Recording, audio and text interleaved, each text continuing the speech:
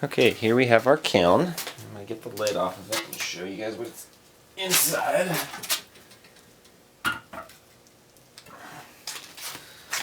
So we haven't put any of the shelves or anything in yet, but basically this is what we have. And this down here, for anyone who doesn't know, this is our kiln sitter. And now I'm going to put some shelves in. Start with shelf legs.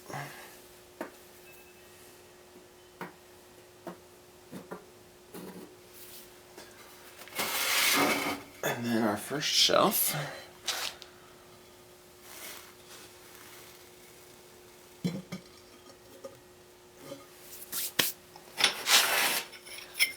And we've got these longer legs to get the second shelf up a little higher. This kiln's not exactly even all the way through. It heats. There's a higher temperature at the bottom than at the top of the kiln. But that's okay because we're not going to be filling it completely this time. So here we have the sitter cone in the kiln sitter, and basically that's going to melt and sag. And as it sags, that bar on top is going to fall and shut off the kiln. And that's where we're going to put our pottery today.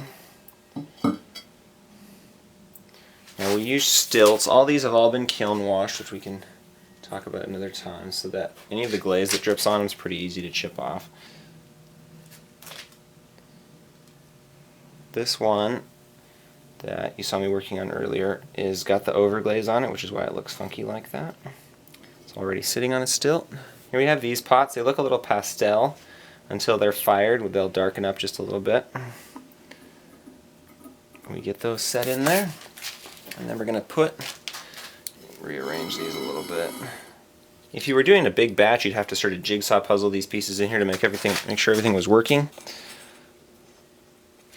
But as it is, we've got plenty of space. And then I'm going to stick these cone sitters. 6 is the one we want.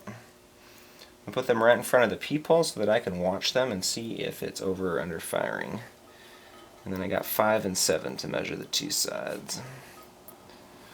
Basically we're set, and the last thing is to put the lid back on, and because you want the kiln to fire slowly, we're actually going to prop the lid open a little bit.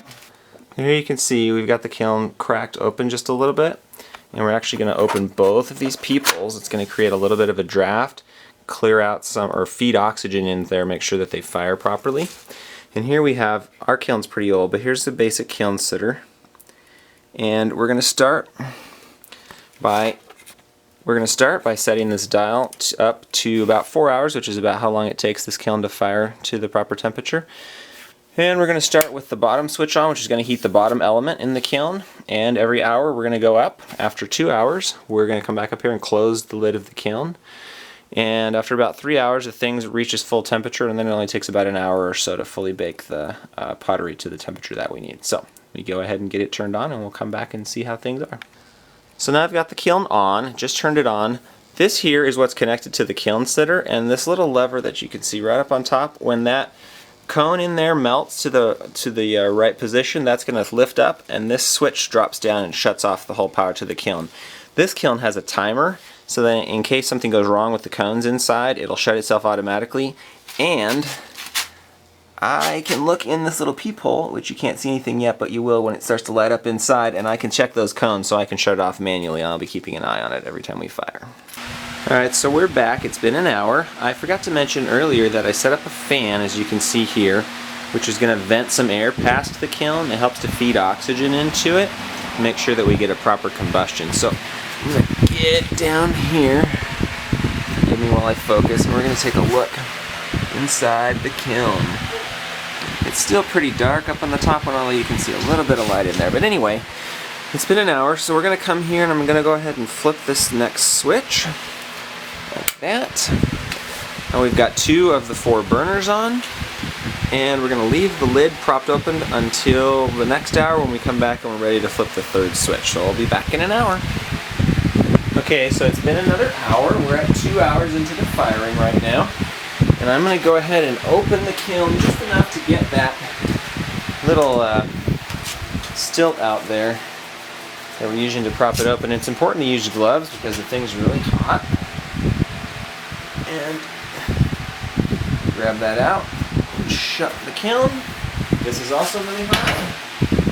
And we're also going to close the bottom peephole, keep some of the temperature in. It's important if you have this kind of kiln sitter to leave the top peephole opened, because what's going to happen is it's going to suck air in from the kiln sitter and exhaust that air out of that peephole, and that's going to keep the kiln sitter clean. If you don't do this, if you close the top peephole, air exhausts out the kiln sitter and will corrode the little connection inside there. So the only other thing that I need to do right now is go ahead and flip the next switch.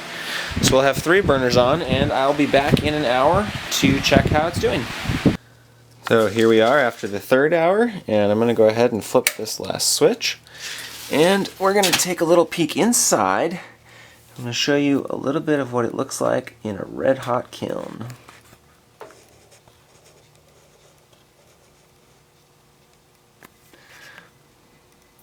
And you can see the witness cones inside. They'll start to tip over as it gets to the proper temperature. They haven't gone yet. We just flipped the last switch, so it'll be warming up quickly on. So I'll be back in a couple hours to check on how things are going.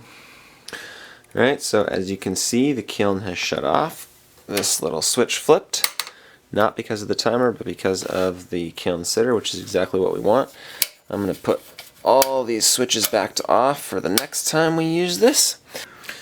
Okay, the next morning we're going to open this beast and see what's in it.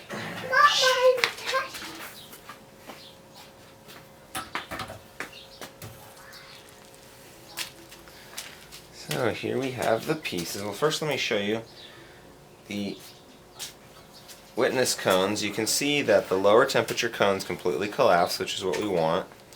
This is cone 06. This is the temperature we want, and that's exactly how we want it to look, just so. And the higher temperature cone 05 is just slightly curved. Not really, means we didn't get too hot, so that's perfect. This is the one that I showed you guys as I was overglazing it yesterday, and despite having a bit of an overglaze disaster because, like I said, I didn't clean it properly, it actually turned out really well.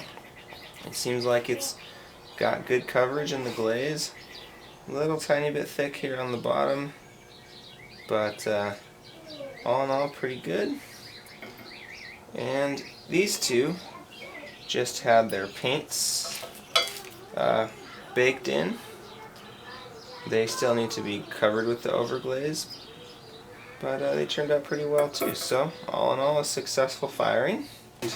So you can see on here some of the glaze spilled down on here. This is why we kiln wash pieces. I'm going to be able to take a little spatula and pop this glaze that's melted on here, pop it off, and these stilts will be just fine. I'll paint them again and they won't be damaged at all. That's the whole point of kiln wash. We'll get those out of the way. I'm going to lift out this shelf and I'm going to show you guys the kiln sitter cone so you can see what happens to that. So